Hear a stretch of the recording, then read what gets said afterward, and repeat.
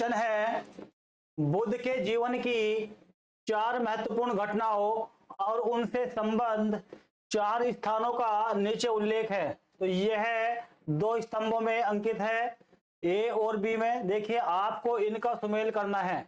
पहला है जन्म, तो जन्म कहां पर हुआ? जन्म हुआ कहां पर? लुम्बिनी वन में। उसके बाद हम ज्ञान प्राप्ति की बात करते हैं, ज्ञान प्राप्ति कहां पर होती है? बोध गया में। इसके साथ साथ उसके साथ साथ अब देखिए प्रथम प्रवचन, प्रथम प्रवचन कहां पर दिया? तो ये दिया आपका सारनाथ में। तो यहां पर आप जो है मिलान कर लीजिए, ए का 3, देखिए ए का 3 मात्र एक में ही है, तो C is the correct answer. Next question देख लेते हैं।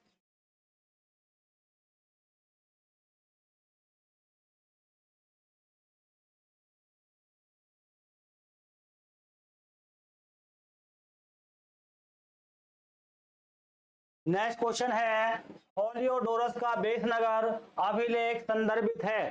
तो किसको संदर्भित है? संकर्षण तथा वासुदेव से, संकर्षण तथा प्रद्युम्न से, संकर्षण तथा वासुदेव से, या केवल वासुदेव से? तो इसके बारे में जो हमें जानकारी प्राप्त होती है, होलियोडोरस का जो बेस नगर स्तंभ लेख है, इससे हमें भागवत के बारे में जानकारी प्राप्त होती है, यानी ये केवल वासुदेव से संबंधित है।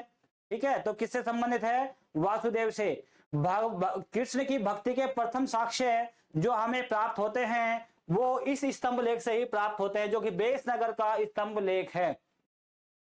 नेक्स्ट क्वेश्चन देख लेते हैं।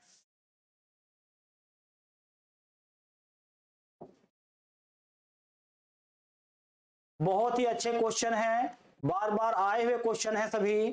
पहला क्वेश्चन देख लेते हैं इसमें, नेक्स्ट क्या है ये जो नेक्स्ट क्वेश्चन है स्क्रीन पर आपका, जैन समुदाय में प्रथम विभाजन के श्वेतांबर संप्रदाय के संस्थापक कौन थे? बहुत अच्छा क्वेश्चन है। तो वे थे आपके जो है स्थूल भद्र। कौन थे? स्थूल भद्र। और दिगंबर की बात आती है तो दिगंबर के थे देवर्षि क्षमा श्रवण। कौन थे? देवर्षि क्षमा श्रवण। नेक्स्ट क्वेश्चन देख लेते हैं।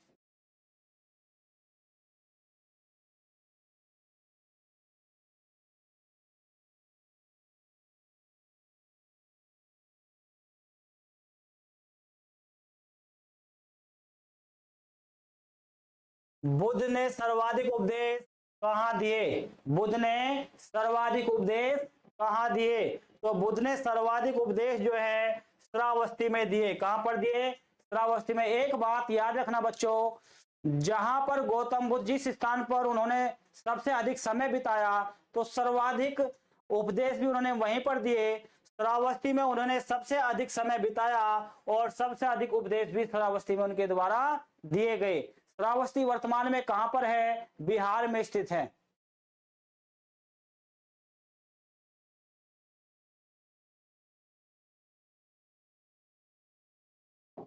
नेक्स्ट क्वेश्चन देख लेते हैं।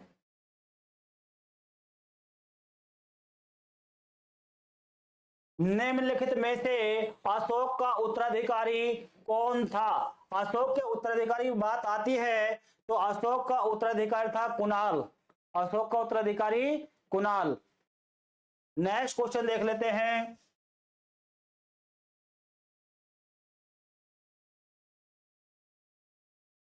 मेगस्थनीज ने भारतीय समाज को कितनी श्रेणियों में विभाजित किया? तो इन्होंने इसको 7 श्रेणियों में विभाजित किया। मेगस्थनीज के द्वारा भारतीय समाज को 7 श्रेणियों में बांटा गया। और जो 7 श्रेणियां हैं वो कौन कौन सी हैं वो भी आपको याद रखना है। एक ट्रिक मैं आपको बता देता हूं, अपने कॉपी में नोट कर लेना, लिख लेना अच्छे से। तो ट्रिक क्या है देख लीजिए। ट्रिक है,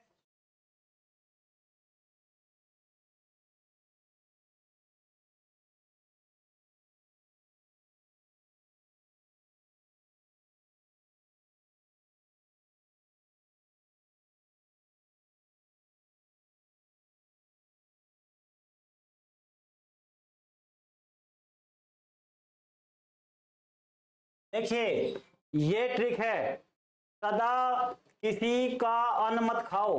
सदा किसी का अन्न मत खाओ। तो से क्या हो जाएगा आपका सभासद, सभासद। द से हो जाएगा आपका दार्शनिक।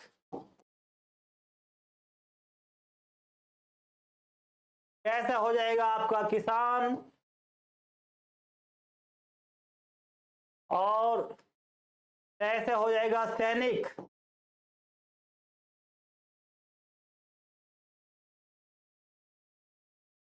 का आपका रहेगा कारीगर। कहां से बनेगा कारीगर। ऐसे बनेगा अहीर। अहीर, अहीर कौन होते हैं ग्वाले। अब देखो कितने हो गए, 1 2 3 4 5 और ये 6। और देखिए 1 2 3 4 5 6 और न। देखिए अन्न मत खाओ, ऐसा हुआ अहीर।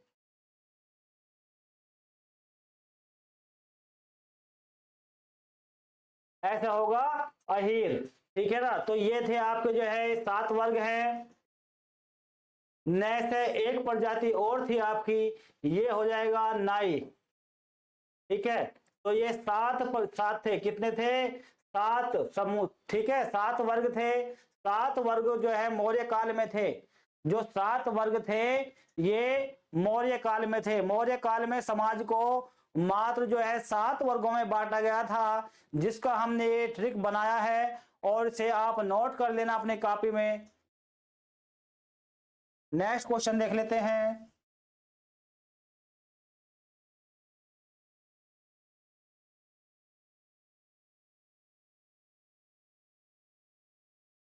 इसमें जो है मत खाओ आपका साइलेंट रहेगा, बाकी पहले वर्ड पे हम ध्यान देंगे।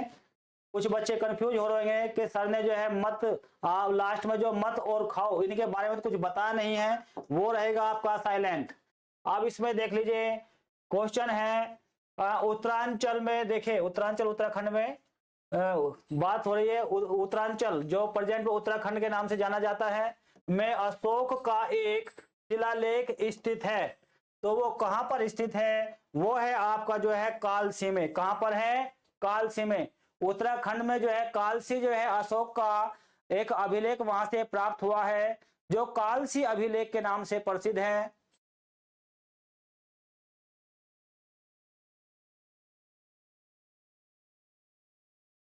नेक्स्ट क्वेश्चन देख लेते हैं।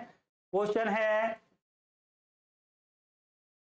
निम्नलिखित व्यक्तियों में, निम्नलिखित वक्तव्यों में कौन सा एक वक्तव्य अशोक के प्रस्तर स्तंभों के बारे में गलत है। तो क्या गलत है, इन पर बढ़िया पालिश, इन पर बढ़िया पालिश है। बिल्कुल हाँ बढ़िया पालिश है। जो रामपुरवा अभिलेख है, ठीक है, तो उस पर क्या है, उस पर बढ़िया पालिश है। उसके साथ साथ देखते हैं ये अखंड है। बिल्कुल हाँ अखंड है। उसके बाद क्या कह रहे हैं, स्तंभों का सेप्ट सुंडाकार है। बिल्कुल हाँ ये भी है। ये स्थापत्य संरचना के भाग हैं, ये गलत है। ये स्थापत्य संरचना के भाग नहीं है। बच्चों इस तरह के क्वेश्चन आते हैं तो जो है आप अच्छे से इनकी प्रैक्टिस करोगे क्वेश्चन की, तो जो है आप जो है अच्छे से इनका आंसर दे पाओगे। नेक्स्ट क्वेश्चन देख लेते हैं।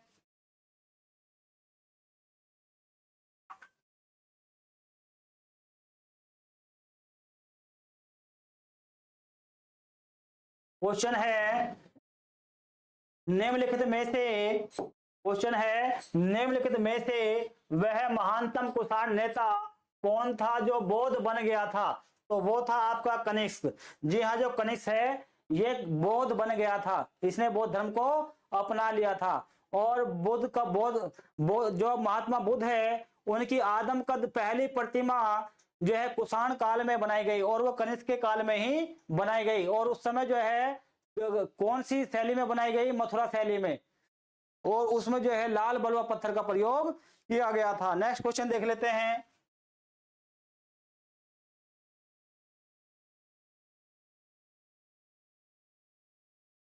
ये सभी क्वेश्चन किसी ना किसी एग्जाम में आए हुए क्वेश्चन हैं।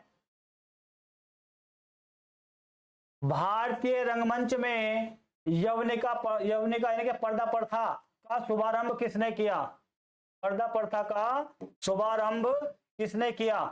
तो ये किसके द्वारा किया गया? यूनानियों के द्वारा किया गया। नेक्स्ट क्वेश्चन हम देख लेते हैं।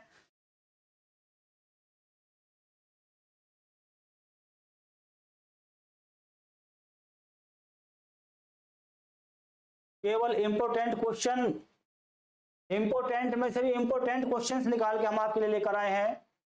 जैसे कहा भी गया है, साधु ऐसा चाहिए जैसा शुभ सुभाए, साधु ऐसा चाहिए जैसा शुभ सुभाए, सार सार को गही रहे थोता दही उड़ाए। तो थोता नहीं पढ़ाना है हमें, हमें जो क्वेश्चन सटीक आपको वहां मिलेंगे केवल वही पढ़ाना है। मोस्ट इंपोर्टेंट क्वेश्चंस आपके लिए लेकर आए हैं। इसमें देखिए सूची 1 को सूची 2 से सम्मिलित करना है। तो क्या इसमें अशोक, कनिष्क, खारवेल, कुमार गुप्त और इनकी उपाधि है। विक्रमादित्य की उपाधि, कलिंग चक्रवर्ती, महेंद्रादित्य, देवपुत्र और प्रियदर्शी। तो ये तो सभी जानते होंगे उपाधि से एक क्वेश्चन अवश्य आता है एग्जाम में। तो इसमें देखिए सबसे पहले अशोक, अशोक के ए अशोक ने कौन सी उपाधि धारण की थी? प्रियदर्शी, यानी कि 5, ए का 5 देखो कहां है, ए का 5 यहां भी है और ए का 5 यहां भी है। उसके बाद देखो बी में क्या है? कनिष्क, कनिष्क कौन था? देवपुत्र, इसने देवपुत्र की उपाधि धारण की। तो बी का 4 यहां पर भी है, बी का 4 यहां पर भी है। देखो सी का 2 यहां पर भी है, सी का 2 यहां पर भी है। तो डी में मैच कर लेते हैं। डी में देखो क्या है? ये कुमार गुप्त, कुमार गुप्त ने कौन सी उपाधि धारण की थी? तो कुमार गुप्त की जो उपाधि थी वो कौन सी थी वो देखना है। तो ये थी कौन सी? महेंद्रादित्य, महेंद्रादित्य यानी कि डी का 3 ये रहा देखो। तो C is the correct answer, C is the correct answer. एक क्वेश्चन के द्वारा 4 राजाओं की उपाधियां आपने याद कर ली है। कोई ना कोई क्वेश्चन यहां से आपको जो है अवश्य मिलेगा। नेक्स्ट देख लेते हैं।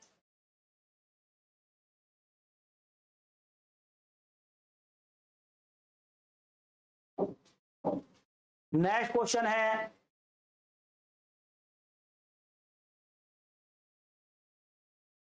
ईसा पूर्व 2री सदी के प्रारंभ में उत्तरी अफगानिस्तान में स्थापित भारत यूनानी राज्य था। तो यो कौन सा राज्य था? यहाँ पे देखिए, फिर देखिए ईसा पूर्व की बात हो रही है। ईसा पूर्व 2री सदी, ईसा पूर्व 2री सदी के प्रारंभ में उत्तरी अफगानिस्तान में स्थापित भारत यूनानी राज्य था। तो स्थापित भारत यूनानी राज्य कौन सा था? तो ये था आपका बैक्ट्रिया। क्या था ये? बैक्ट्रिया। नेक्स्ट क्वेश्चन देख लेते हैं।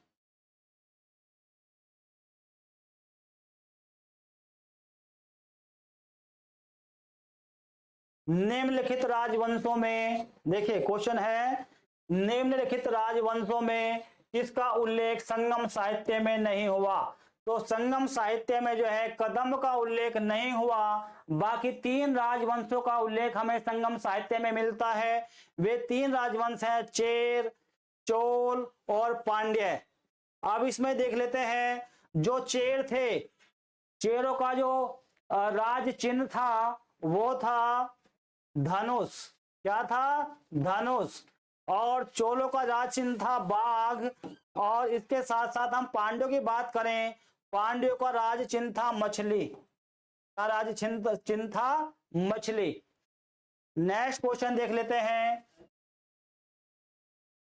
बच्चों बहुत ही अच्छे क्वेश्चन है, इनमें एक भी क्वेश्चन आपको नहीं छोड़ना है। इन क्वेश्चन की बार बार प्रैक्टिस करनी है। एग्जाम में जाने से पहले कई कई बार इनको पढ़ना है। इतिहासकार, देखिए इतिहासकार वी स्मिथ ने किसकी विजयों से प्रभावित होकर उसे भारत का नेपोलियन कहकर पुकारा? तो भारत का नेपोलियन कहकर पुकारा गया है समुद्रगुप्त को। किसको पुकारा गया है? समुद्रगुप्त को। नेक्स्ट क्वेश्चन देख लेते हैं।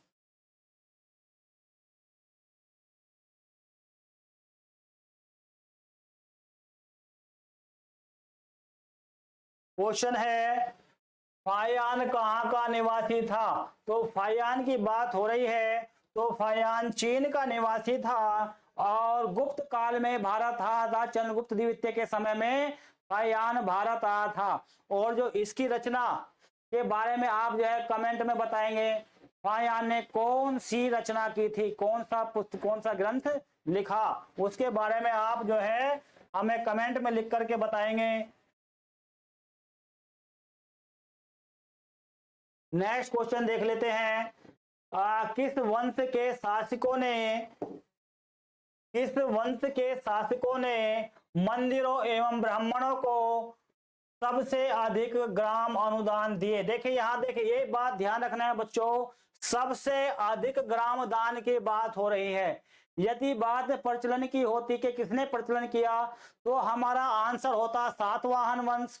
लेकिन सबसे अधिक ग्राम दान किसके द्वारा दिए गए, तो ये दिए गए हैं गुप्त वंश के द्वारा। किसके द्वारा? गुप्त वंश के द्वारा। और आपको बता दूं, गुप्त वंश के उत्तरवर्ती काल में जो सबसे अधिक बोलबाला रहा वो सामंतों का रहा। इसको सामंती राज व्यवस्था के नाम से भी जाना गया। उत्तर गुप्त काल को सामंती राज व्यवस्था के नाम से भी जाना गया।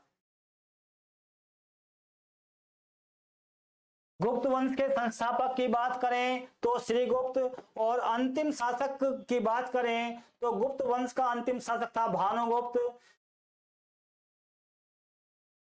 गुप्त वंश लगभग जो है 500 वर्षों तक जो है शासन करता रहा, यानी कि 5 शताब्दियों तक गुप्त वंश चलता रहा।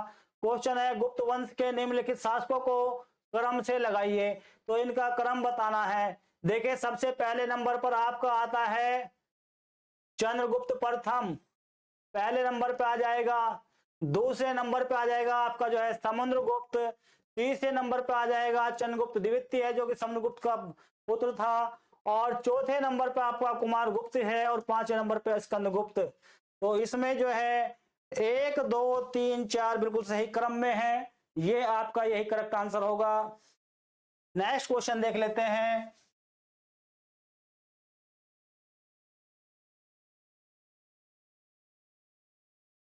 निम्नलिखित में वह अंतिम बौद्ध राजा कौन था? निम्नलिखित में वह अंतिम बौद्ध राजा कौन था जो संस्कृत का महान विद्वान और लेखक था? तो जो संस्कृत का महान विद्वान और लेखक था, तो ये था आपका हर्षवर्धन। हर्षवर्धन, इसे द्वितीय अशोक के नाम से भी जाना जाता है। यदि क्वेश्चन आ जाए कि भारतीय इतिहास में महामोक्ष परिषद का निर्माण करने वाला राजा कौन था, तो जो महामोक्ष परिषद की जो सभाएं करता था वो आपका जो है हर्षवर्धन ही था, जो कि हर 5वें वर्ष प्रयाग में जाकर वहां पर जो है महामोक्ष परिषद का आयोजन करता था। क्वेश्चन है, हर्ष की जीवनी किसके द्वारा लिखी गई? तो हर्ष की जीवनी बाण भट्ट के द्वारा लिखी गई। जी हाँ, हर्षचरित्र के जो लेखक हैं वो है बाण भट्ट। इसके साथ साथ मैं आपको बता दूं, रत्नावली प्रियदर्शिका, रत्नावली प्रियदर्शिका ये किसके द्वारा लिखी गई? ये हर्षवर्धन के द्वारा लिखी गई। थोड़ा सा वो साइज कम कर लो सर, लास्ट वाला क्वेश्चन दिखाएगा।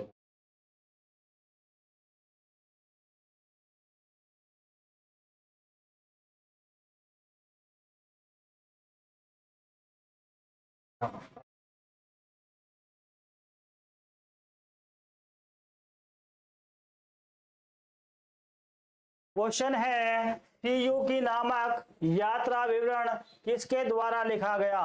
तो सीयूकी का जो लेखक है वो है आपका फाहियान, वो है आपका फाहियान। ये क्वेश्चन मैंने आप बच्चों से पूछा था कि बच्चे कमेंट में बताएंगे, लेकिन इसका आंसर तो यही मिल गया। ठीक है ना, तो जो है बच्चों का काम और भी आसान हो गया। तो जो है सीयूकी नामक जो पुस्तक लिखी गई वो किसके द्वारा लिखी गई? फाहियान के द्वारा लिखी गई। और फाहियान कब आया था भारत में? जो चीनी यात्री था फाहियान, ये चंद्रगुप्त विक्रमादित्य के समय में भारत आया था। इसके साथ साथ हम बात करें हवेनसांग और इत्सिंग की, जो हवेनसांग और इत्सिंग है ये भी चीनी यात्री थे। ये हर्षवर्धन के काल में 7वीं सदी में भारत आए थे।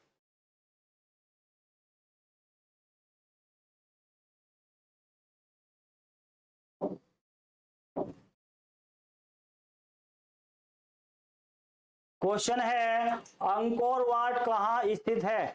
अंकोर वाट के बारे में पूछा गया है। अंकोर वाट कहाँ स्थित है, तो ये आपका कंबोडिया में स्थित है। कहां पर स्थित है, कंबोडिया में।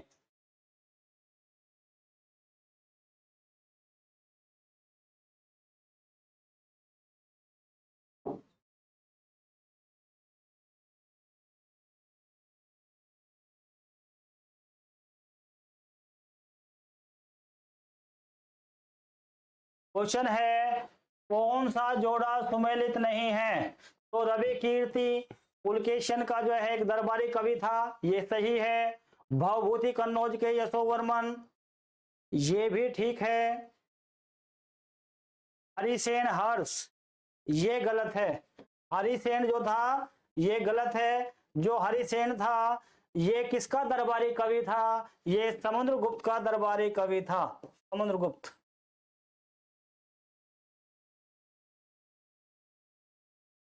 नेक्स्ट क्वेश्चन देख लेते हैं।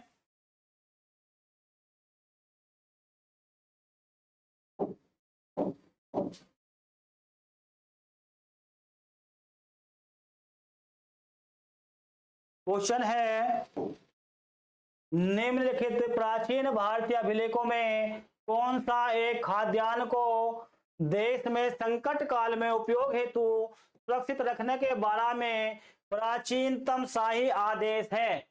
तो ये आपका मौर्य काल से क्वेश्चन उठाया हुआ है। तो ये आपका जो सही आंसर है इसमें वो है सोहगोरा ताम्रपत्र, सोहगोरा ताम्रपत्र। नेक्स्ट क्वेश्चन देख लेते हैं।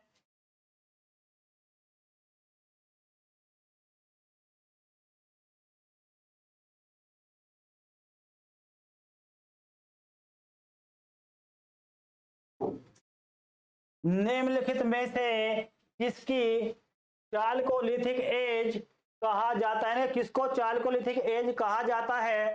सबसे पहले हम चालकोलिथिक वर्ड के बारे में बात करें।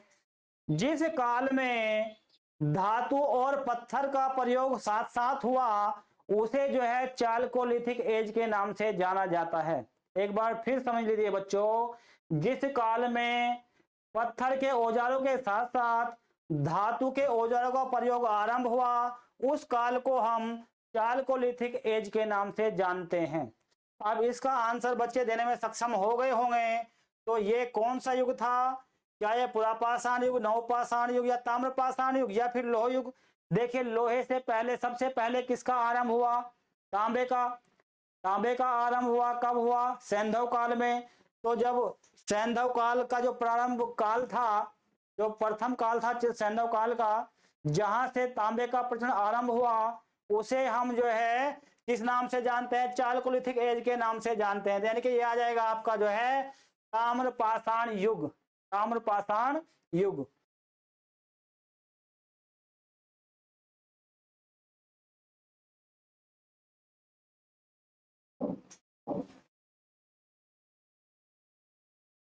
क्वेश्चन है हड़प्पावासी किस वस्तु के उत्पादन में सर्वप्रथम थे। तो कपास के उत्पादन में सर्वप्रथम थे। जी हाँ, कपास के उत्पादन में सर्वप्रथम थे। जो हमारी हड़प्पा सभ्यता है इसकी विश्व को जो सबसे प्रमुख देन है वो है कपास की खेती। नेक्स्ट क्वेश्चन देख लेते हैं।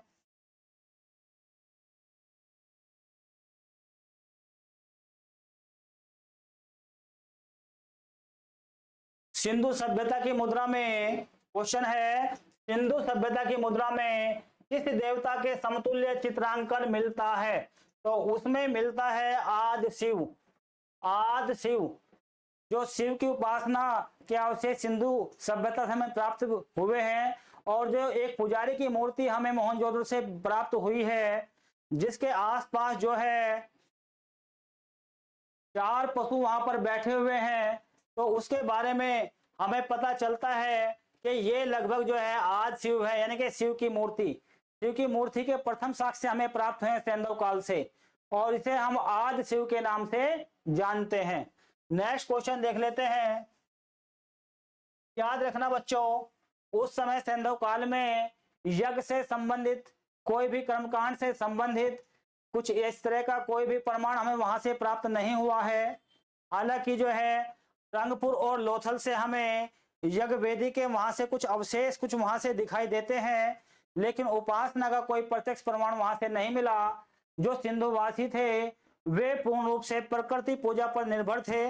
वे पशु वे जो है पशुओं में बैल की पूजा, नाग की पूजा, पीपल की पूजा, मार्थ देवी जो यानी कि जिसको हम वे अपने जो है वो एक शक्ति देवी के नाम से जानते थे, मार्थ देवी की उपासना। इसके साथ साथ जो है योनि की पूजा और जो है कुछ प्रकृति जो शक्तियां थी उनकी भी उपासना करते थे। यानी कि संपूर्ण जो है वे एक प्रकृति शक्ति को जो है उनकी उपासना का जो है श्रेय जाता है। इसके साथ साथ हम बता दें आपको जो है वहां से जो है सबसे अधिक जो उपासना के प्रमाण मिले हैं तो मार्थ देवी की उपासना के प्रमाण सबसे अधिक मिले हैं। नेक्स्ट क्वेश्चन हम देख लेते हैं।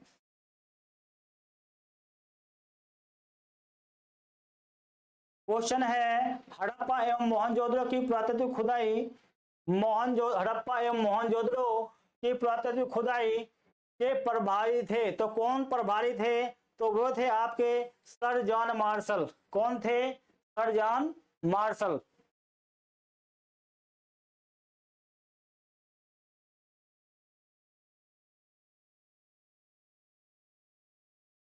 एक एक क्वेश्चन बहुत ही मंथन करके उठाया हुआ है, बहुत ही अच्छे क्वेश्चन है। चौंदड़ो के उत्थान का निर्देशन किया गया था। जो चौंदड़ो है इसके उत्थान का जो है उत्खनन किसके द्वारा किया गया? तो ये किया गया था जो है J.H. मैके के द्वारा जो है पहली बार चौंदड़ो का जो उत्खनन किया गया था। और चौंदड़ो कहां पर है? ये सिंध प्रांत में है, वर्तमान में पाकिस्तान में स्थित है।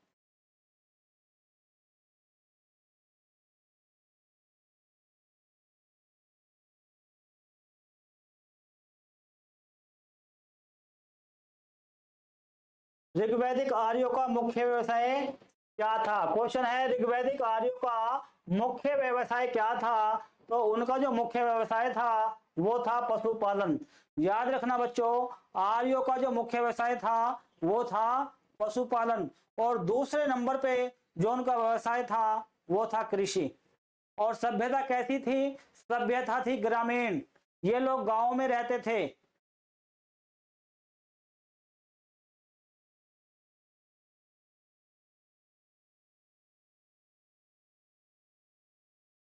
क्वेश्चन है अस्तो मा सदगम्य। देखिए क्वेश्चन कितना अच्छा क्वेश्चन है। क्वेश्चन है अस्तो मा सदगम्य कहां से लिया गया है? तो अस्तो मा सदगम्य आपका जो है ऋग्वेद से लिया गया है। कहां से लिया गया है? ऋग्वेद से।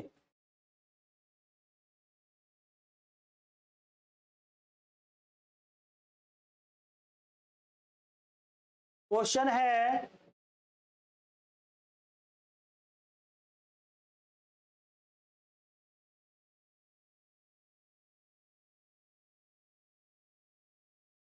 प्राचीन भारत में निष्क देखिए निष्क से जाने जाते थे। तो क्या जाने जाते थे? जो स्वर्ण आभूषण थे उसे निष्क के नाम से जाना जाता था। और ये आभूषण मुख्यतः गले का आभूषण होता था। एक गले का स्वर्ण आभूषण जो है ये निष्क के नाम से जाना जाता था।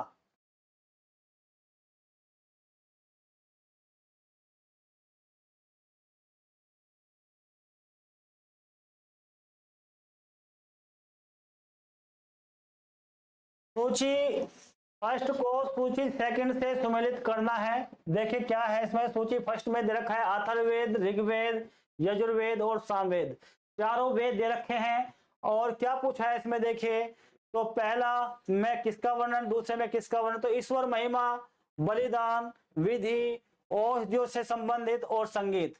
सबसे पहले देख लीजिए जो आपका अथर्ववेद, देखिए यहां पर देखिए जो पहला ए अथर्ववेद, ये औषधियों से संबंधित 1 का 3 देखिए कहां पर है? 1 का 3 यहां पर भी है और 1 का 3 यहां पर भी है। उसके बाद देखते हैं ऋग्वेद।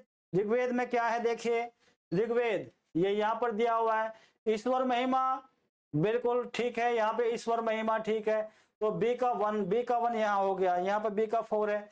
यहाँ देखिए उसके बाद जो है संगीत से संबंधित सामवेद, यानी कि यहाँ पे देखिए ये सामवेद 4 का कितना है, ठीक है, कितना है 4, डी का 4, यानी कि पहला आपका करेक्ट आंसर हो जाएगा, पहला आपका करेक्ट आंसर हो जाएगा।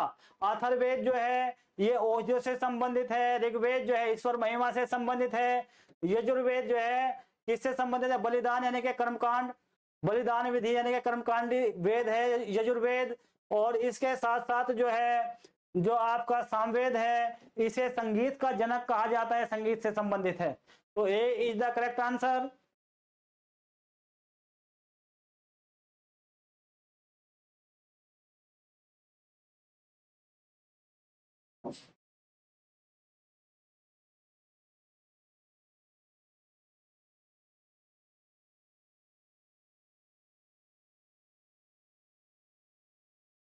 क्वेश्चन है धर्म तथा रीत भारत की प्राचीन वैदिक संस्कृति के एक केंद्रीय विचार को चित्रित करते हैं। इस संदर्भ में निम्नलिखित कथनों पर विचार कीजिए।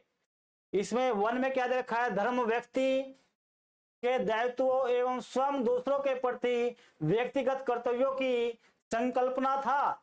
दूसरे में क्या है, रीत मूलभूत नैतिक विधान था जो सृष्टि और उसमें अंतर्निहित सारे तत्वों में से, ठीक है, सारे तत्वों में से कौन सा या कौन से कथन सही हैं, यानी कि इसमें जो है आपके जो है 1 और 2 दोनों ही सही है, 1 और 2 दोनों ही सही हैं।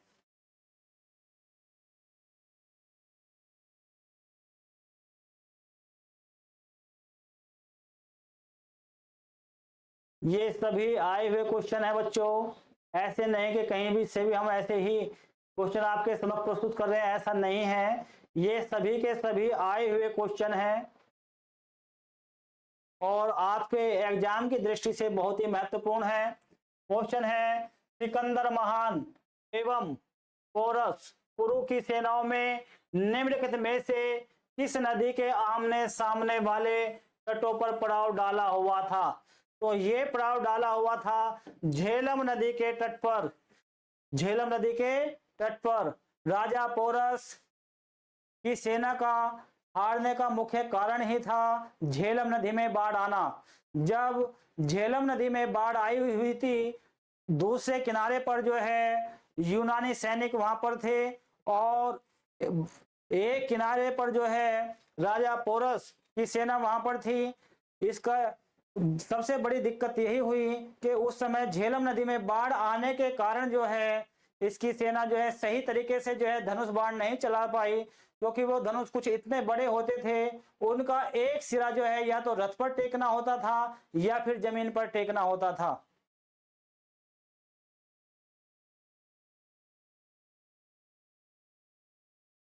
क्वेश्चन देख लेते हैं। सिकंदर की भारत में, देखिए क्वेश्चन है सिकंदर की भारत में सफलता के निम्न कारण थे। सिकंदर की भारत में सफलता के निम्न कारण थे, कौन कौन से कारण थे। भारत में तब कोई केंद्रीय सत्ता नहीं थी, बिल्कुल ठीक है, केंद्रीय सत्ता नहीं थी। पहली बार जो केंद्रीय सत्ता किसके द्वारा स्थापित की गई, चंद्रगुप्त मौर्य के द्वारा चाणक्य के नेतृत्व में जो है स्थापित की गई। और जो है उसकी जो है सेना श्रेष्ठ प्रकार की थी, बिल्कुल ये भी सही है। उसे देशद्रोही भारतीय शासकों का सहयोग मिला, वह एक अच्छा प्रशासक था। तो इसमें जो है आपके जो है 1, 2, 3 और 4 ये सभी सही हैं, क्योंकि यहाँ पर जो है एक राजा आम्भी था, आम्भिक के द्वारा जो है सिकंदर का सहयोग किया गया था।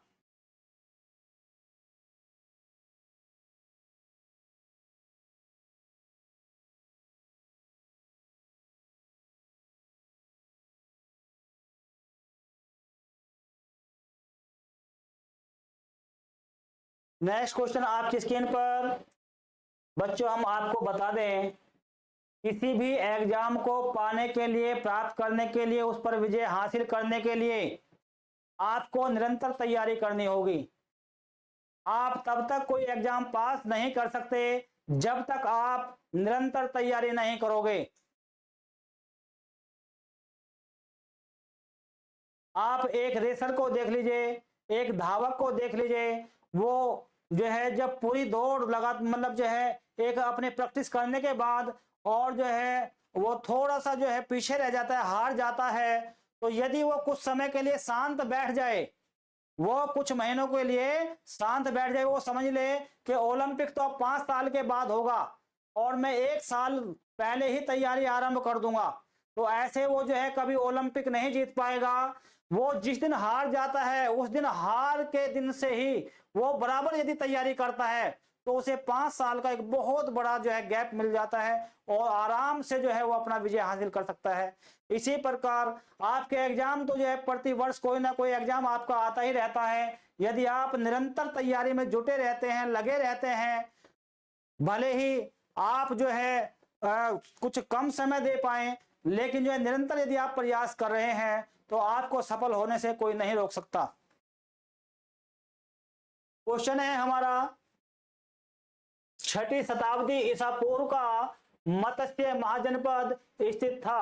तो मत्स्य के बारे में पूछा है, तो मत्स्य आपका जो है राजस्थान में स्थित था। मत्स्य मत्स्य कहां पर स्थित था? राजस्थान में। नेक्स्ट क्वेश्चन देख लेते हैं।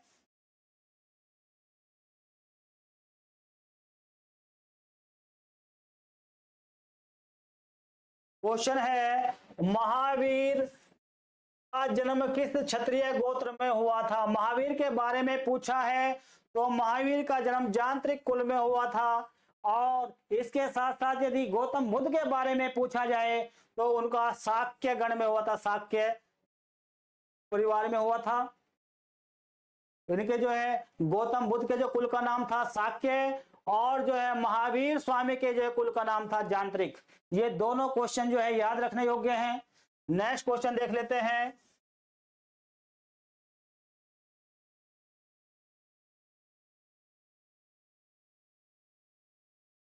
क्वेश्चन है, बौद्ध धर्म ग्रहण करने वाली पहली महिला कौन थी? बहुत अच्छा क्वेश्चन है, बिल्कुल एकदम नग, एकदम हीरा क्वेश्चन है, हीरा, जिसको हीरा कहते हैं। बहुत ही अच्छा क्वेश्चन, कई बार रिपीट हुआ है कि देखिए, तो बौद्ध धर्म ग्रहण करने वाली जो पहली जो महिला थी वो थी प्रजापति गौतमी।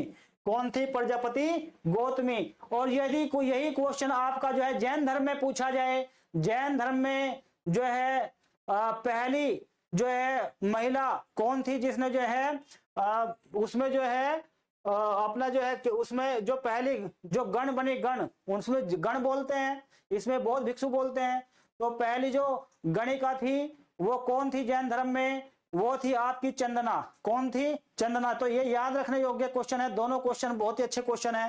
नेक्स्ट क्वेश्चन देख लेते हैं।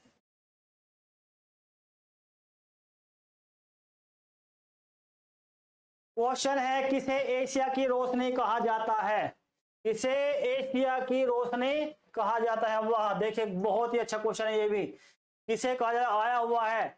देखिए 2005 में आया हुआ है, आरआरबी में आया है, और उत्तराखंड पीसीएस 2005 में भी क्वेश्चन पूछा गया है, और पता और कई जगह आया हुआ क्वेश्चन है, सभी तो मेंशन हम नहीं कर सकते। तो इसमें देखिए ये क्वेश्चन है, तो किसे एशिया की रोशनी का है? Light of Asia. तो ये आपका गौतम बुद्ध, गौतम बुद्ध को लाइट ऑफ एशिया के नाम से जाना जाता है।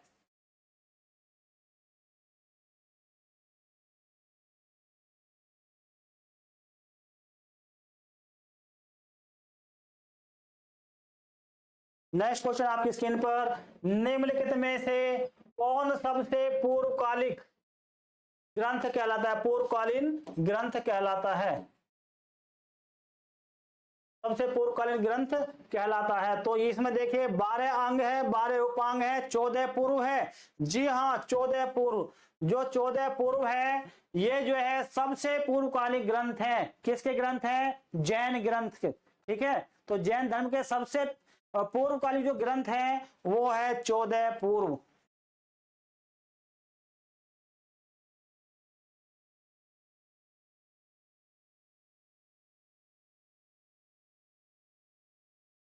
क्वेश्चन है, बौद्ध धर्म के विषय में बौद्ध धर्म के विषय में कौन से कथन सही हैं? उसने वर्ण एवं जाति को अस्वीकार नहीं किया। देखिए यहां देखिए, उसने वर्ण एवं जाति को अस्वीकार नहीं किया, या फिर उसने ब्राह्मण वर्ग की सर्वोच्च सामाजिक कोटि को चुनौती दी, उसने कुछ एक शिल्पों को हीन निम्न माना। तो कौन सा इसमें सही है? तो सबसे पहले इसमें देखिए, ये पहला देखिए यहां पर, उसने वर्ण एवं जाति को अस्वीकार नहीं किया। भाई ये तो वर्ण एवं जाति को अस्वीकार नहीं किया, क्या ये सही है? वर्ण एवं जाति को तो स्वीकार किया, लेकिन उनमें जो है जो भेद था, जो भेदभाव था, उसको इनके द्वारा स्वीकार नहीं किया गया। तो इसमें आपके जो है केवल 2 और 3 सही रह जाएंगे। 2 और 3, 2 और 3 is the correct answer. Next question देख लेते हैं।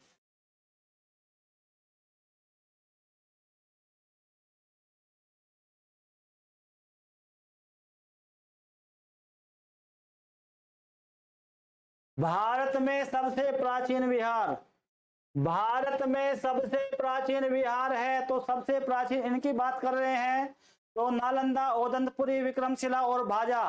तो इनमें जो सबसे प्राचीन है वो है आपका नालंदा। और वर्तमान में नालंदा कहां पर है? बिहार में स्थित है। और इसकी जो स्थापना की गई थी वो कुमार गुप्त के द्वारा की गई थी, गुप्त काल में।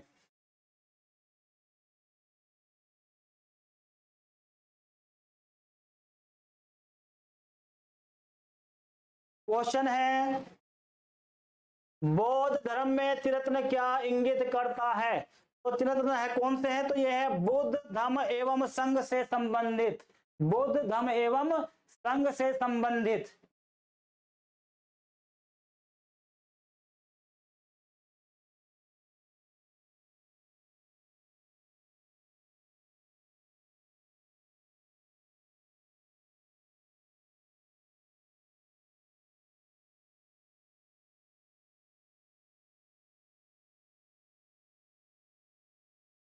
क्वेश्चन है, राजगृह, वैशाली और पाटलिपुत्र में निम्नलिखित में कौन सी एक समानता है? तो राजगृह, वैशाली और पाटलिपुत्र देखिए, सबसे पहले यहां देखिए नगरों के नाम देखिए, राजगृह, फिर वैशाली, उसके बाद फिर पाटलिपुत्र, एक एक और है कुंडलवन। मैंने ट्रिक बताया था आपको, रावेपाक, रावेपाक, ये ट्रिक बताया था। ये वे स्थल है जहां पर जो है बौद्ध संगीतियां हुई। तो कहां पर क्या है? ये वे स्थान जहां बौद्ध संगीति हुई। D is the correct answer.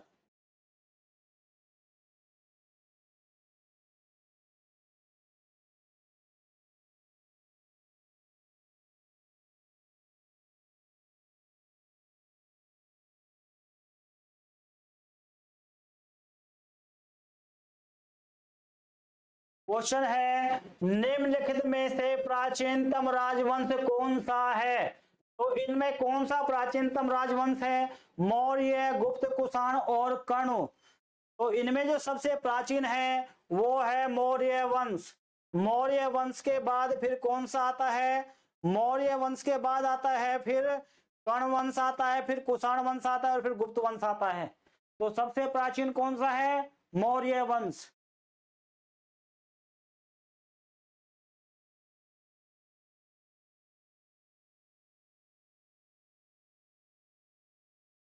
Next question आपकी स्क्रीन पर, निम्नलिखित किस शहर में अशोक के शिलालेख नहीं है?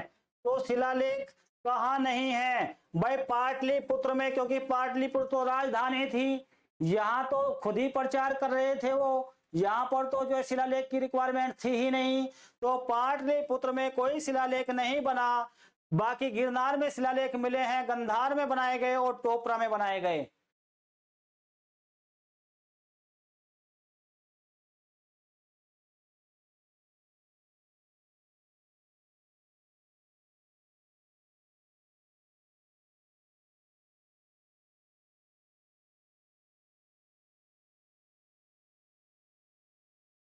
क्वेश्चन है, कौटिल्य के अर्थशास्त्र में किस पहलू पर प्रकाश डाला गया है? तो अर्थशास्त्र में जो है ये राजनीतिक नीतियां बताई गई हैं। राजनीतिक नीतियां, इसमें मित्र के भेद भी बताए गए हैं और जो है राज्य के तत्वों के बारे में बात की गई है। कौन थे लेखक? अर्थशास्त्र के लेखक कौटिल्य। कौटिल्य का नाम विष्णुगुप्त या चाणक्य।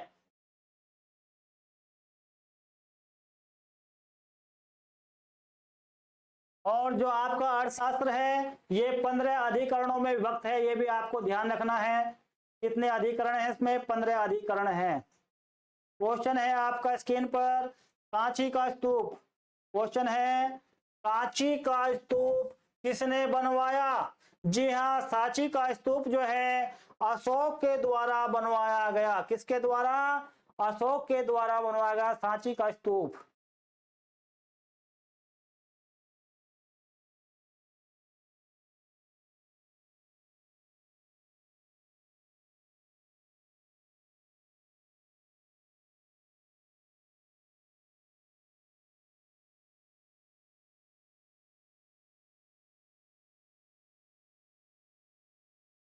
क्वेश्चन है, श्रीनगर की स्थापना किस मौर्य शासक के द्वारा की गई? तो श्रीनगर जो है अशोक के द्वारा बसाया गया था, मौर्य शासक अशोक। नेक्स्ट क्वेश्चन देख लेते हैं। बहुत ही अच्छे क्वेश्चन है, एक एक क्वेश्चन में छांट करके लाया हूं। आप जब एग्जाम में जाओगे तब पता चलेगा कि सर ने जो हमें क्वेश्चन बताए थे वाकई यहां से निज के दिस क्वेश्चन मिल गए। ये अनमोल क्वेश्चन है। देखिए, कुषाण काल के दौरान मूर्ति कला की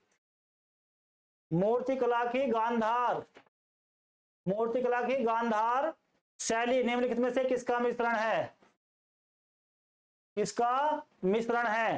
तो क्या भारत इस्लाम शैली का है, या भारत ईरानी शैली, या भारत चीन शैली, या भारत ग्रीक यूनानी शैली?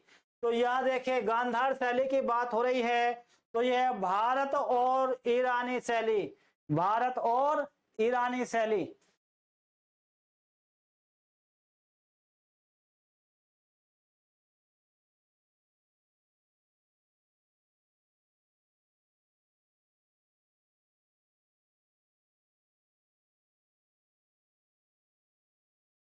क्वेश्चन है, भारतीयों के महान रेशम मार्ग सिल्क रूट किसने आरंभ किया? जहां भी रेशम मार्ग की बात आ जाए समझ लेना, लद्दाख से जो रास्ता जाता था मध्य एशिया के लिए, लद्दाख होता हुआ चाइना से जाता था, चाइना से लद्दाख होता हुआ ये रास्ता जाता था मध्य एशिया तक, और ये ऊंचे नीचे पहाड़ों से होकर रास्ता जाता था, और खच्चरों के द्वारा या फिर घोड़ों पे लाद कर रेशम चीन से जो है मध्य एशिया जो है एक्सपोर्ट किया जाता था। और ये जो मार्ग, जिस मार्ग से होकर जो है ये माल सप्लाई करते थे, चीन के लोग रेशम सप्लाई करते थे, उसे रेशम मार्ग के नाम से जाना गया।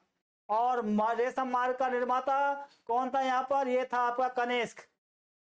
कौन था? कनिष्क, कुषाण शासक।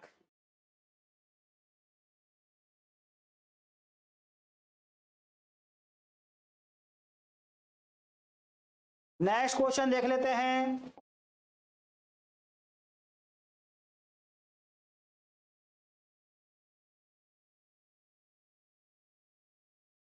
क्वेश्चन है, बुद्ध की खड़ी प्रतिमा निम्न में से किस काल में बनाई गई? तो बुद्ध की खड़ी प्रतिमा जो पहली बार बनाई गई वो कुषाण काल में बनाई गई। कुषाण काल में आदमकद प्रतिमा बनाई गई, और किस शैली में बनाई गई ये भी आपको याद रखना है, मथुरा शैली में बनाई गई।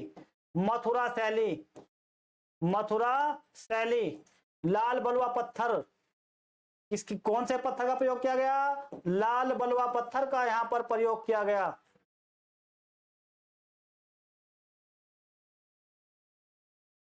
लाल बलुआ पत्थर का यहां पर प्रयोग किया गया।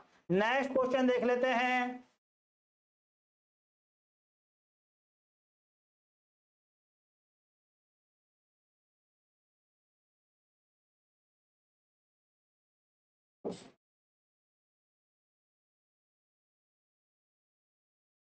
मौर्योत्तरकालीन प्रमुख बंदरगाहों में, देखिए क्वेश्चन है, मौर्योत्तरकालीन प्रमुख बंदरगाहों में कौन असत्य है?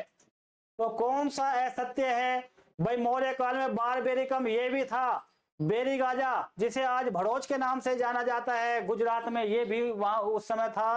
अरिकामेडु जो कि वर्तमान में आंध्र प्रदेश में है, ये भी था। इसे पोडुके के नाम से जाना जाता है, पोडुके। अरुकामेडु का नाम क्या है? पोडुके, पोडुके बंदरगाह। और कोचीन उस समय नहीं था, कोचीन बंदरगाह नहीं था।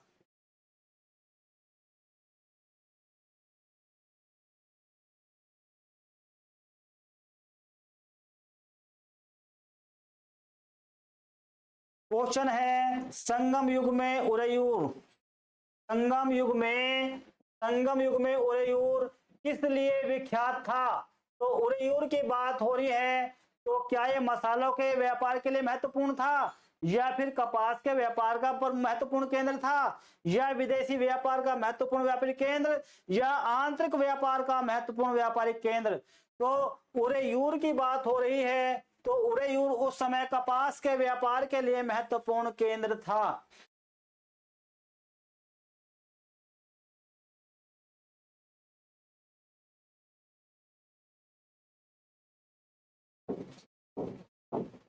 नेक्स्ट क्वेश्चन देख लेते हैं। क्वेश्चन है स्क्रीन पर, गुप्त वंश का, गुप्त वंश का वह राजा कौन था जिसने हूणों को भारत पर आक्रमण करने से रोका? वही क्वेश्चन रिपीट हो गया। तो ये था आपका जो है, देखिए कौन सा राजा था गुप्त वंश का जिसने, जिसने हूणों को भारत पर आक्रमण करने से रोका? तो ये था आपका जो है स्कंदगुप्त। जी हाँ, जो स्कंदगुप्त है इसे जो है हूण केसरी के नाम से भी जाना जाता है। तो जो है इसने हूणों के आक्रमण का मुकाबला किया। नेक्स्ट क्वेश्चन देख लेते हैं।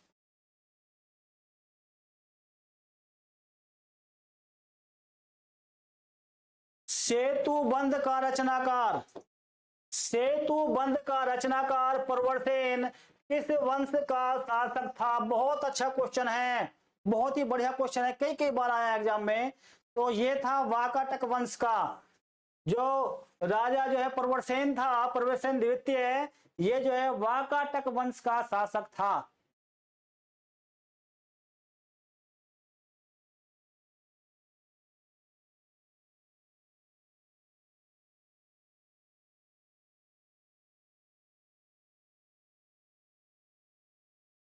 क्वेश्चन है, दिल्ली के मेहरौली के कुव्वत उल इस्लाम मस्जिद के प्रांगण में स्थित प्रसिद्ध लौह स्तंभ किसकी स्मृति में बनाया गया था? तो ये चंद्र नाम इस पे लिखा हुआ है, पूरा नाम लिखा हुआ नहीं है। वैसे तो जो है ये जो है यहाँ पे इसका पूरा नाम होना चाहिए था चंद्रगुप्त द्वितीय।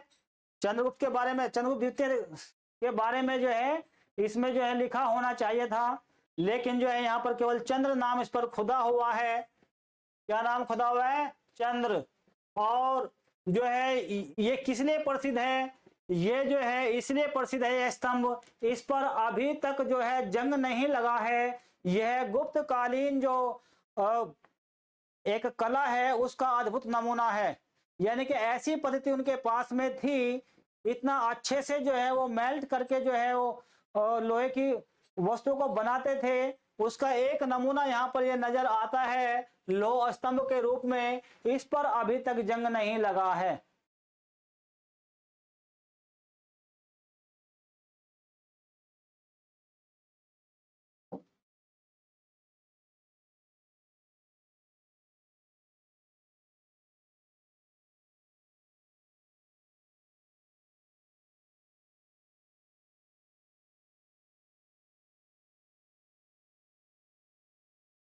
क्वेश्चन है, कथन ए का मिलान करना है। क्या कह रहा है कथन ए?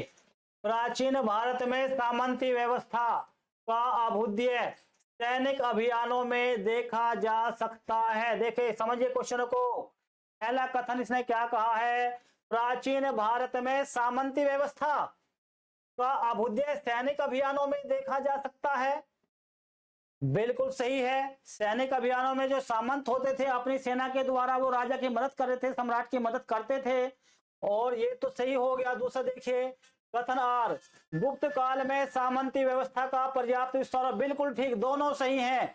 तो ए और आर दोनों सही हैं और व्याख्या भी इसकी जो है सही है। नेक्स्ट क्वेश्चन देख लेते हैं।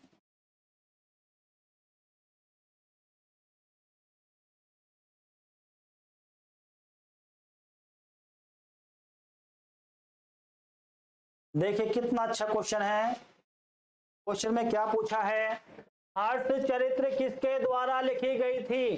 तो हर्ष चरित्र के बारे में पूछा है, तो बाण भट्ट के द्वारा लिखी गई थी। बाण भट्ट के द्वारा लिखी गई थी।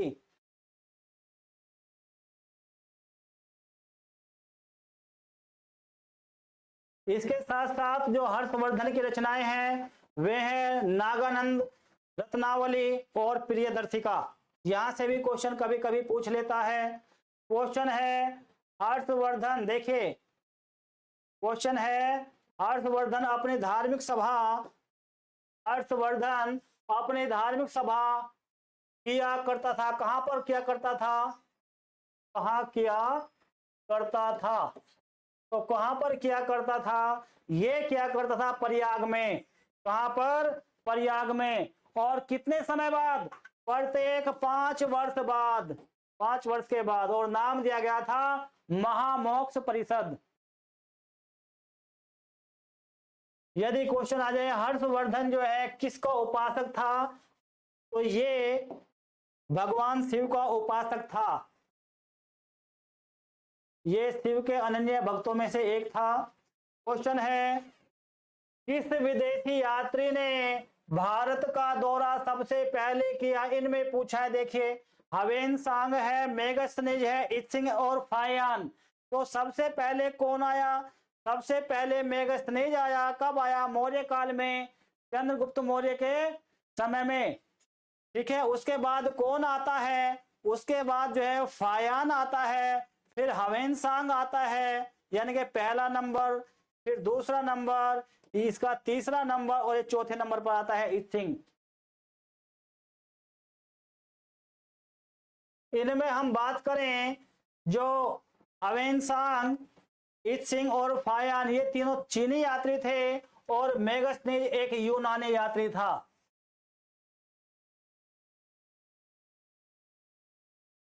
क्वेश्चन है पुरापाषाण काल में, देखिए क्या क्वेश्चन है, पुरापाषाण काल में आदि मानव के मनोरंजन के साधन थे। तो पुरापाषाण काल की बात हो रही है, तो वहां पर क्या था? ये शिकार।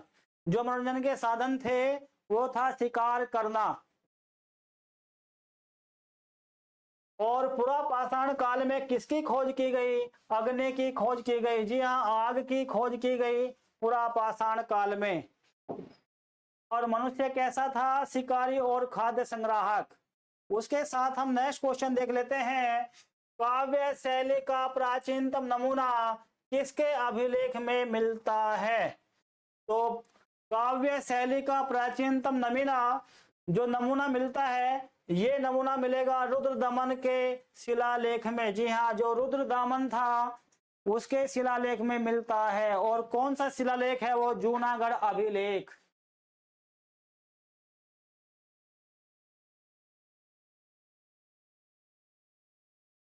नेक्स्ट क्वेश्चन है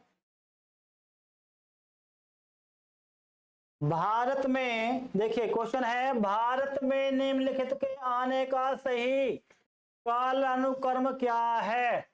सबसे पहले क्या आया देख लेते हैं। क्या सोने के सिक्के आए? बिल्कुल भी नहीं आ सकते। हाथ मुद्रा है, चांदी के सिक्के हैं, लोहे का हल, नगर संस्कृति। जी हाँ, सबसे पहले नगर संस्कृति आई। कब? सैंधव काल में। उसके बाद जो है लोहे का हल, यानी कि वैदिक काल के बाद जो है महाजनपद काल आता है।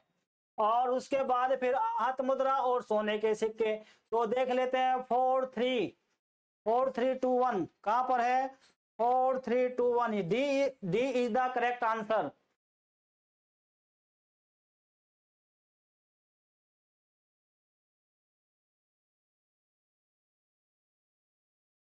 क्वेश्चन नंबर 285 आपकी स्क्रीन पर। कुछ बच्चे बड़े अपसेट थे, जो है सर हिस्ट्री की क्लास नहीं ले रहे हैं। ज्योग्राफी में भी हमने अभी कुछ पार्ट अभी उसमें जो कुछ किए हैं, कभी बहुत कुछ बचा हुआ है, तो बहुत बच्चे परेशान थे। जीएस की क्लास नहीं हो रही है, लेकिन अब हम अब सतर्क हो गए हैं। बहुत जल्द ही आपको जो है जीएस का कोर्स पूरा करा देंगे। आप जो है बस थोड़ा अपना रिपीट करते जाइए, इनकी प्रैक्टिस करते जाइए।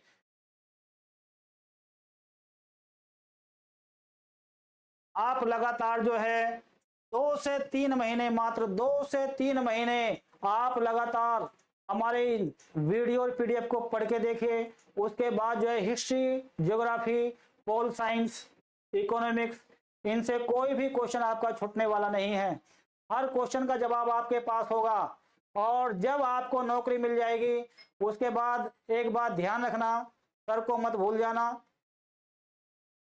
भाई। यदि आप जो है सिलेक्ट होते हैं और हमसे ऐसे भी बिना मिठाई के भी मिलने के लिए चले आते हैं, तो हमें देखकर बहुत खुशी हो जाती है और हमारा उत्साह जो है 10 गुना हो जाता है कि हमारे जो पढ़ाए हुए बच्चे कुछ आगे निकल रहे हैं, बहुत आगे निकल रहे हैं। तो ठीक है, तो लेकिन हाँ, एक बात हम आपसे कहना चाहेंगे, प्रैक्टिस बराबर करते रहना। जो मेहनत आप आज कर रहे हो, जब आपका रिजल्ट आएगा उस दौरान इस मेहनत का 100 गुना ज्यादा आपको जो है प्रसन्नता मिलेगी, खुशी मिलेगी। तो ये क्वेश्चन हमारा स्क्रीन पर देखिए, स्वपन वासव दत्ता के लेखक हैं। तो स्वपन वासव दत्ता के लेखक कौन है? तो ये हैं आपके जो है भास। जी हाँ, स्वपन वासव दत्ता भास के द्वारा लिखी गई। नेक्स्ट क्वेश्चन देख लेते हैं।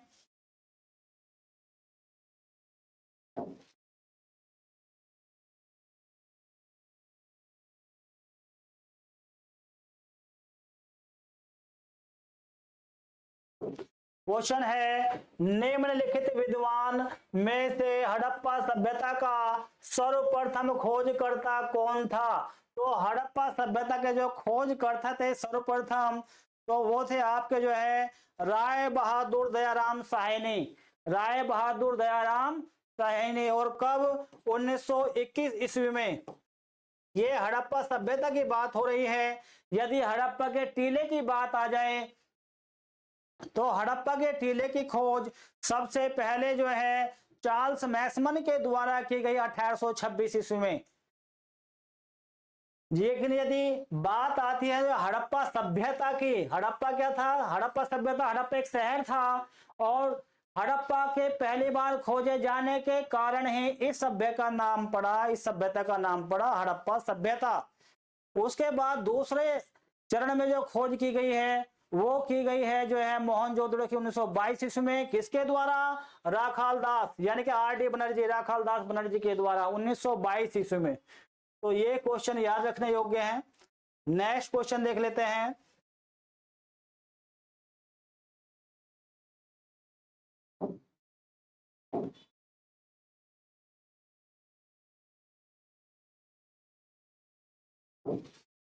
क्वेश्चन है, निम्नलिखित में से कौन सा हड़प्पा कालीन स्थल गुजरात में था? तो गुजरात की बात हो रही है इनमें, तो ये था आपका लोथल। लोथल गुजरात के तट पर स्थित था। ठीक है, और क्या था ये? हड़प्पा कालीन सबसे बड़ा बंदरगाह। बात करें बनमाली की, बनमाली कहां पर? ये हरियाणा में है, हरियाणा। बात करें रोपड़, कहां पर है? पंजाब में है। इसके साथ साथ चकछासी, ये भी पंजाब में है। कालीबंगा, कालीबंगा ये आपका जो है राजस्थान में, राजस्थान। नेक्स्ट क्वेश्चन देख लेते हैं।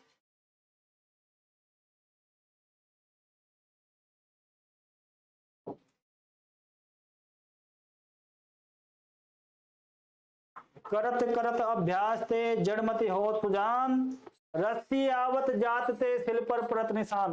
पहला देखिए क्वेश्चन है, इसमें क्या है? निम्न में से किस पशु की आकृति जो मोहर पर मिली है, जिससे ज्ञात होता है कि सिंधु घाटी एवं मेसोपोटामिया की सभ्यताओं के मध्य व्यापारी संबंध थे। तो किसकी क्या मिली है? तो कौन सी मूर्ति मिली है? घोड़े की मूर्ति, गधे की मूर्ति, बैल की मूर्ति या हाथी की मूर्ति? तो वही मिली है आपको जो है बैल की मूर्ति। वहां पर जो है कुछ फारस की खाड़ी से कुछ वहां से जो है मिट्टी की मोहरें मिली हैं, मेसोपोटामिया में मिट्टी की मोहरें मिली हैं, और वहां पर जो है उन मोहरों पर जो है बैल की मूर्ति वहां पर अंकित थी। इससे पता लगता है कि जो मोहर है ये वास्तव में जो है सिंधु वासियों की जो है मोहर है, हड़प्पा सभ्यता की मोहर है, और ये लोग जो है इन मोहरों के द्वारा आपस में एक्सपोर्ट इंपोर्ट यानी कि व्यापार करते थे, वस्तुओं का क्रय विक्रय करते थे। नेक्स्ट क्वेश्चन देख लेते हैं। और एक बात और ध्यान रखना बच्चों, जो हड़प्पा सभ्यता थी उसमें सिंधु सभ्यता को मेलुहा की सभ्यता के नाम से जाना जाता था। क्वेश्चन है, सिंधु घाटी हड़प्पा के लिए मेसोपोटामिया रिकॉर्डान निम्नलिखित में से किस शब्द का प्रयोग किया गया है? तो ये प्रयोग किया गया है मेलुहा का। किसका? मेलुहा। मेलुहा शब्द वहां पर अंकित है सिंधु सभ्यता के लिए। नेक्स्ट क्वेश्चन देख लेते हैं।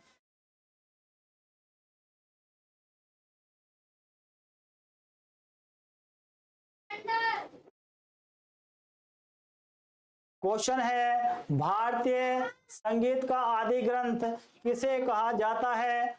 भारतीय संगीत का आदि ग्रंथ कहा गया, किसे कहा गया है? तो ये कहा गया है सामवेद को। जी हाँ, सामवेद को जो है भारतीय संगीत का जनक कहा जाता है। एक बात और याद रखना, जो पहले 3 वेद हैं ऋग्वेद, सामवेद और यजुर्वेद, इन्हें वेदत्री के नाम से जाना जाता है। वेदत्री के नाम से इन्हें जाना जाता है। वेदत्री में अथर्ववेद सम्मिलित नहीं है।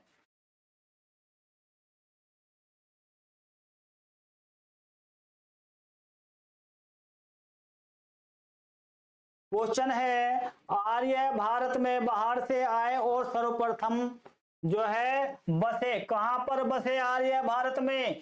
तो ये बसे आपके पंजाब में, और पंजाब की जगह कभी उत्तर पश्चिम भारत आ जाए तो वो भी आपका सही होगा।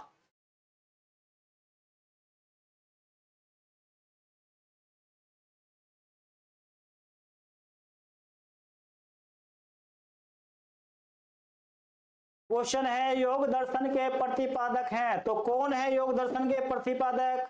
योग दर्शन के प्रतिपादक कौन है? तो योग के हैं पतंजलि। कौन है? पतंजलि।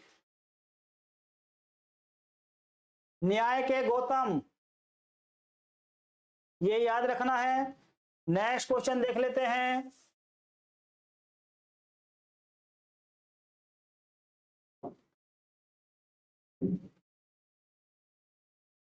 किस वेद में जादुई माया और वशीकरण? देखिए क्वेश्चन है, किस वेद में जादुई माया और वशीकरण का वर्णन है? तो ये आपका अथर्ववेद में, अथर्ववेद में आपका जादू टोना वशीकरण ये सब यहां से जो है इसमें इनका वर्णन किया गया है। जादू टोना श्राप वशीकरण औषधि, इन सबसे संबंधित जो वेद है वो है आपका अथर्ववेद। क्वेश्चन देखिए, क्वेश्चन स्क्रीन पर। क्वेश्चन में क्या है, आर्यों के आर्कटिक होम सिद्धांत का पक्ष किसने लिया? तो ये लिया बाल गंगाधर तिलक ने। बाल गंगाधर तिलक के द्वारा कहा गया है कि जो आर्य आए हैं भारत में ये आर्कटिक होम से आए हैं।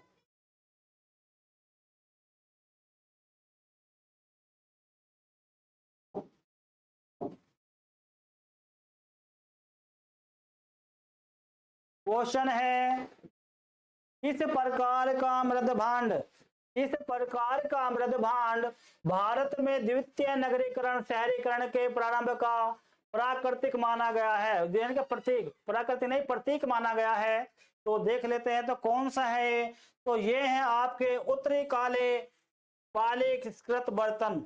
उत्तरी काले पालिष्कृत बर्तन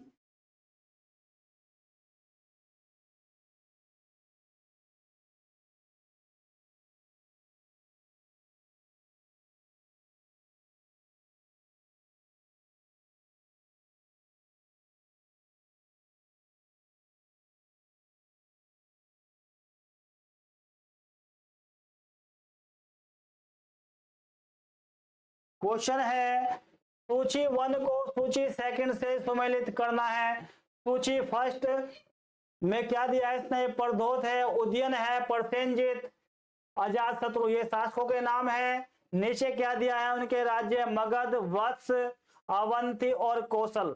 सबसे पहले यहां पर देख लीजिए जो प्रसेनजित, प्रसेनजित कहाँ का? कौशल का शासक। सी का 4 देखे कहां पर है? सी का 4, सी का 4 केवल एक में है, तो C is the correct answer. ये आपका जो राजा प्रद्योत था, इसका शासन कहां पर था? इसका अवंती पर शासन था। उद्यन की बात करें तो उद्यन का शासन जो है ये आपका कहां पर था? वत्स। और जो है प्रसेनजित का कहां पर था? कौशल में।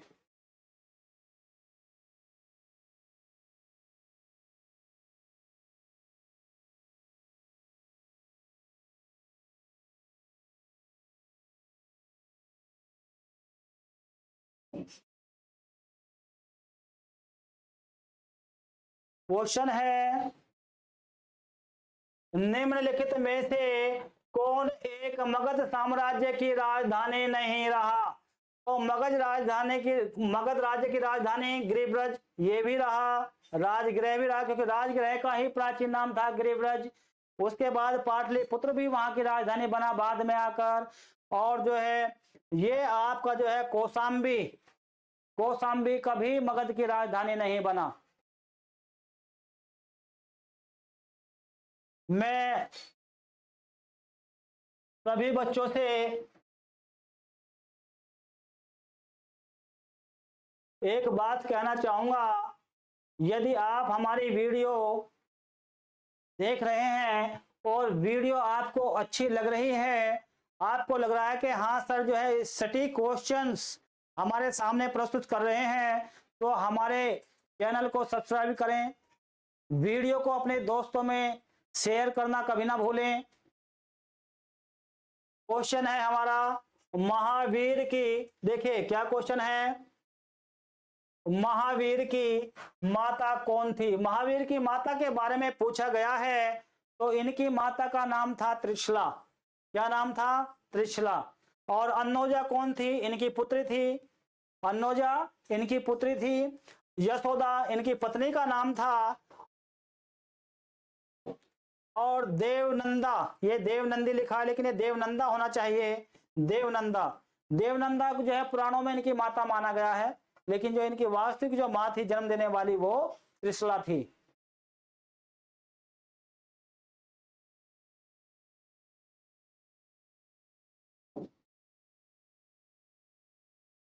क्वेश्चन है बोध गया स्थित है, बोध गया स्थित है, तो बोध गया कहां पर स्थित है? ये बोध गया आपका बिहार में स्थित है, और ये वही स्थान है जहां पर बुद्ध को ज्ञान की प्राप्ति हुई। गौतम बुद्ध से संबंधित कुछ तथ्य और बता देता हूं मैं। जो गौतम बुद्ध को जो है ज्ञान की प्राप्ति कहां पर हुई? बोध गया में हुई। जन्म इनका लुम्बिनी वन में हुआ जो नेपाल में है, और इनकी मृत्यु जो है कुशीनगर में हुई। कुशीनगर जो कि वर्तमान में जो है बिहार में ही स्थित है।